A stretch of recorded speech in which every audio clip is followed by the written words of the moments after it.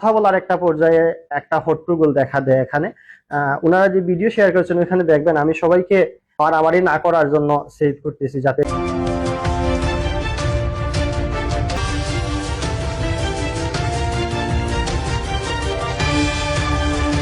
বিসমিল্লাহির রহমানির রহিম।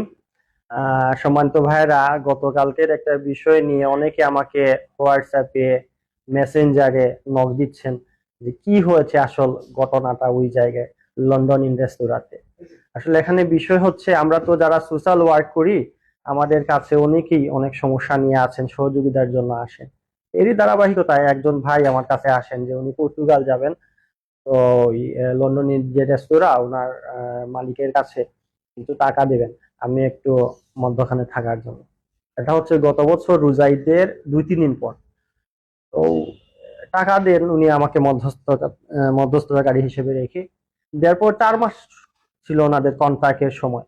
4 মাস অতিবাহিত হওয়ার পর তাদেরকে আরো 2 মাস সময় আমি এক্সটেনশন করে দিই, তাদের সাথে কথা বলি।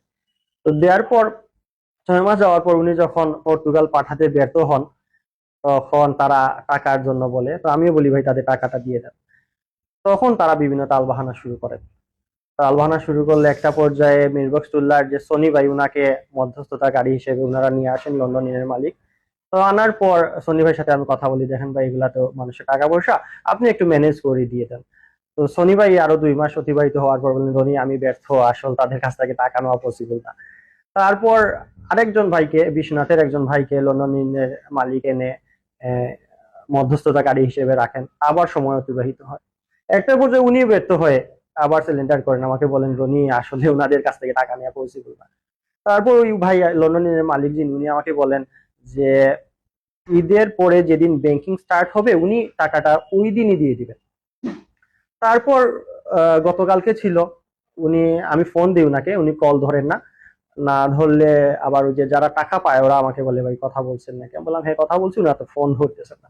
একটা পর্যায়ে 8:30টার দিকে বা 8টার দিকে উনি ফোন ধরেন, ধরার পর কথা হয় এবং উনি ওই যে লন্ডন রেস্তোরাঁয় যেতে বলেন। আমি তাদেরকে আসতে বলি, পাশাপাশি আরো যারা টাকা পায় তারাও আসে। উনাকে উনাকে তো আসল ওরা ফোনে রিচ করতে পারে না। তো আসার পর কথা বলার একটা পর্যায়ে একটা হট্টগোল দেখা দেয় এখানে। ওনারা যে ভিডিও শেয়ার করেছেন ওখানে দেখবেন আমি সবাইকে আহ মারামারি না করার জন্য সেভ করতেছি যাতে কোনো ঝামেলা না হয়। ওনারা একটা অংশ ভিডিওতে দিয়েছেন, ফুল অংশ দিলে আপনারা পুরোপুরি বুঝতে পারবেন যদি ওনারা দেন। না দেওয়ার ফলে আহ একটা পর্যায়ে দেখা যায় যে উনি মাথায় আঘাত পান পড়ে গিয়ে। তখন আমি উনাকে তাদের কাছ থেকে সরিয়ে আমি নিজে সিএনজি নিয়ে কুইন্স হাসপাতালে, আশপাশে না যাই, কারণ তখন আমার মাথায় হঠাৎ আসলো যে আশপাশে নিয়ে গেলে যদি আবার হামলা করে বা ঝামেলা হয়, কারণ তারা তো আসল টাকা না পেয়ে ক্ষুব্ধ, টাকা পাচ্ছে না অনেক দিন ধরে, অনেকেই 2 বছর, অনেকে ইন্ডিয়াতে গিয়ে আটকে আছে, বসে আছে, বিভিন্ন ঝামেলা তাদের। তো আমি কুইন্স হসপিটালে নিয়ে যখন চিকিৎসা স্টার্ট করি তখন সনি ভাই আসেন, এসে বলেন রনি এই ঘটনা, এখন কি করবো। বললাম ভাই আমি একটা কাজ করি, আমি একজন কনসালটেন্টের সাথে কথা বলেছি, আমি নিয়ে যাই ওখানে চিকিৎসা করে, একটা হসপিটালের নাম বলি। তো উনি বলেন না আমি ব্যবস্থা করতেছি, বলে শনি ভাই হ্যান্ড ওভার নিয়ে যান। তখন ওই ভাইয়ের সাথে কথা বলে আমি তারপর চলে আসি। তারপর আজকে সকালে দেখি ফেসবুকে তো অবস্থা খারাপ, আমার নাম উল্লেখ করে আমি নাকি হামলা করেছি, বিভিন্ন কিছু ইয়ে হচ্ছে। এখন আমি বলবো যে দেখেন ভাইগুলা মজলুম, 20-25টা ভাই আমাদের শহরেরই ভাইয়েরা মজলুম, তারা টাকা পাচ্ছে না, বিদেশে যেতে পারছে না, অনেক ভাই ইন্ডিয়াতে গিয়ে বসে আছে। আপনারা কাদা ছুড়াছুড়ি না করে, আমাকে দোষারোপ না করে অরিজিনাল কথাটা উচ্চারণ করুন, প্রচার করুন, ভাইগুলাকে সহযোগিতা করুন। আমি এই আশাই রাখবো। আর কাদা ছুড়াছুড়িটা বন্ধ করার জন্য সবাইকে অনুরোধ করবো। ধন্যবাদ। সালাম।